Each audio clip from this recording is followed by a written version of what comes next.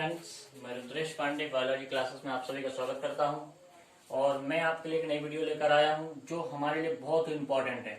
और इस वीडियो के थ्रू मैं आपको बतलाना चाहता हूं कि किस प्रकार से एक बॉडी बनती है, किस प्रकार से एक शारीरिक संरचना का निर्माण होता है और किस प्रकार से जो है हमारी बॉडी में छोटी छोटी चीजें बड़ी होकर कार्य करने की दर को बढ़ाती हैं।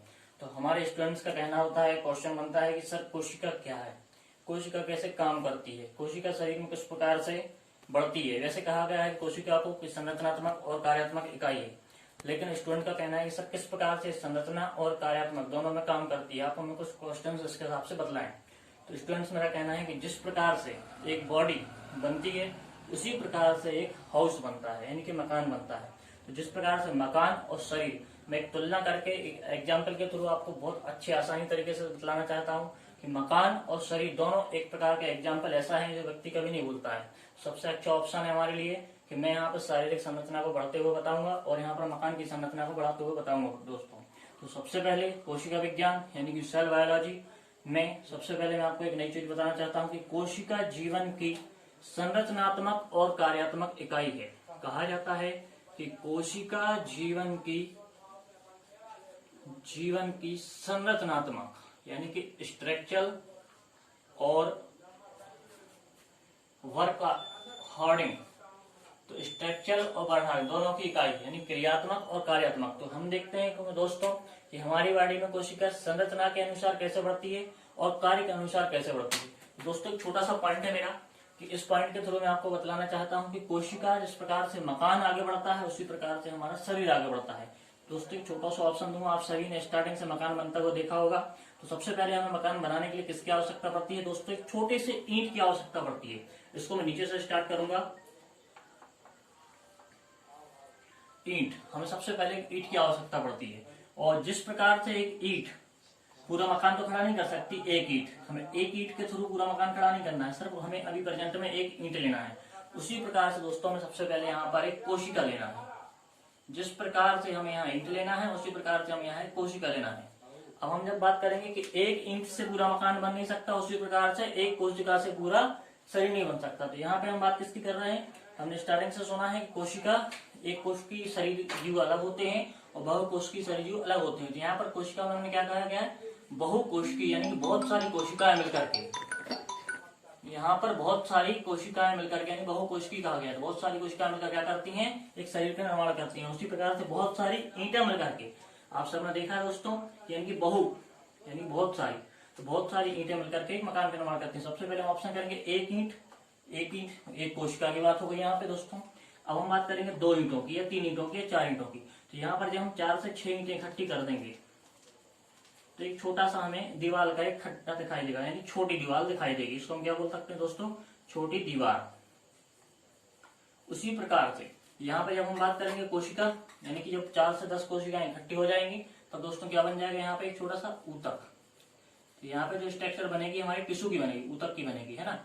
अब हम बात कर रहे हैं यहाँ पे कि आपको ये ईंट से लेकर 4 ईंट तक यानी छोटी दीवार बनाने तक आपको किस किस चीज की आवश्यकता पड़ी। डायरेक्ट आप ईंटें तो रख नहीं देते हैं, उसमें आपको मटेरियल लगाना पड़ता है। और मटेरियल का क्या क्या नाम है हमारा? ईंट के बीच में रेत, गिट्टी, सीमेंट और यहाँ तक देखा जाए तो यानी कि सीमेंट से बना हुआ गारा। तो दोस्तों ने 4 चीजें आपके सामने लिखी हैं। इन 4 चीजों से मिलाकर के एक छोटी सी दीवार बनती है। उसी प्रकार से यानी कि 4 ईंटें छोटी दीवार बनती है ईंट से मिलकर। उसी प्रकार से कोशिका, ऊतकों के बीच में 4 प्रकार के ऊतक बताए गए हैं जिनसे मिलकर के ऊतकों का निर्माण होता है। कौन कौन से प्रकार के? 4 प्रकार के। सबसे पहले हमारा कौन सा है? एपिथेलियल ऊतक या टिश्यू। दूसरा होता है दोस्तों हमारा कनेक्टिव यानी कि संयोजी टिश्यू, इंग्लिश में बोलते हैं कनेक्टिव, हिंदी में बोला जाता है संयोजी टिश्यू यानी कि ऊतक। इसके बाद दोस्तों तीसरा होता है हमारा पेशीय ऊतक, जो क्या करता है? पेशियां बनाने का काम करता है। जिस प्रकार से दोस्तों वहां पर हमने ईंट के बीच में आपको सीमेंट, गारा, रेत, गिट्टी डाल के दिखाई, उसी प्रकार से हम यहाँ पर एपिथेलियल, संयोजी और पेशी ऊतक के साथ साथ एक तंत्रिका ऊतक भी ऐड करते हैं। चारों मिला करके एक ऊतक का निर्माण करते हैं। 4 प्रकार के अलग अलग ऊतकों का निर्माण हो जाता है इस प्रकार से। अब दोस्तों क्या होता है? जिस प्रकार से ऊतक यहाँ पर आगे बढ़ते हैं यानी कि 4, 5 से 6 प्रकार के ऊतक इकट्ठे हो जाते हैं, यानी कि यहाँ पे 4 से 6, 8 दीवारें इकट्ठी हो जाती हैं। जब बहुत सारी दीवारें यहाँ इकट्ठी हो जाती हैं तब क्या होता है, एक बड़ी दीवार बन जाती है। क्या बन जाती है, बड़ी दीवार बन जाती है। ठीक है दोस्तों, जब यहाँ बड़ी दीवार बन गई तो इसी प्रकार से यहाँ पे होता है, जब 4 से 10 ऊपर इकट्ठे हो जाते हैं एक छोटा सा अंग बन जाता है। किसी एक अंग की बात करें, जैसे कि हम मस्तिष्क की बात कर लेते हैं, तो एक स्ट्रक्चर यहाँ पर इस प्रकार से बन जाती है। उसके बाद क्या होता है दोस्तों, जब यहाँ पर इस प्रकार से अंग बन जाता है, यहाँ बड़ी दीवार बन जाती है। अब यहाँ 4 दीवारें इकट्ठी हो जाती हैं, धीरे धीरे एक दीवार से लेकर 4 दीवारें इकट्ठी हो जाती हैं। तो यहाँ पर एक बड़ी दीवार बनती है, उस बड़ी दीवार के बाद 4 हम बड़ी दीवार बनाती है, किसके माध्यम से, ईंट, रेत, गिट्टी, सीमेंट के द्वारा। उसी प्रकार दोस्तों क्या मस्तिष्क और यहाँ पर अनेक यानी कि अनेक अंग इकट्ठे हो जाते हैं। जब यहाँ पर अनेक अंग इकट्ठे हो जाते हैं, एग्जाम्पल में हम मस्तिष्क ले लें, हृदय ले लें और बहुत सारे यकृत ले लें, तो सभी इकट्ठे जब यहाँ पर हो जाते हैं, उसके बाद क्या होता है दोस्तों, जब सभी इकट्ठे हो गए तब एक जाके शरीर का निर्माण हो जाता है। आप सबको पता है कि सभी चीजें मिलकर एक शरीर का निर्माण कर देते हैं। उसी प्रकार से 4 दीवार इकट्ठी हो जाती हैं, ऊपर लेंटर डाल के हम एक मकान का निर्माण कर लेते हैं। तो एक छोटी सी विधि है, बहुत अच्छा एग्जाम्पल है जो आपको एक सिखा सकता है कि एक छोटी सी कोशिका। अब यहाँ पे एग्जाम्पल दिया था हमने आपके लिए छोटा सा कि कोशिका संरचनात्मक, सबसे पहला हमारा पॉइंट बन रहा है संरचनात्मक। यहाँ पे कैसा हो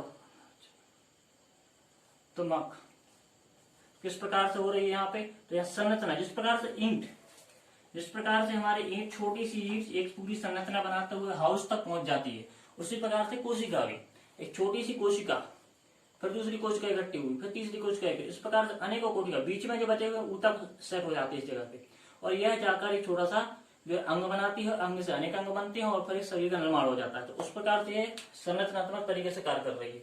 दूसरी बात की हुई थी दोस्तों हमने कार्यात्मक, कि कार्यात्मक तरीके से किस प्रकार से कार्य करती है। तो कार्यात्मक यानी कि जब ये कोशिका बढ़ेगी तो ऑटोमेटिक इसमें कार्य होगा। यदि मकान में ईंटें बढ़ेंगी तो कार्य होगा, ऑटोमेटिक हम 2 ईंटों से 4 ईंटें एक दीवार रखेंगे तो हम इसको बोलेंगे कार्य हो रहा है।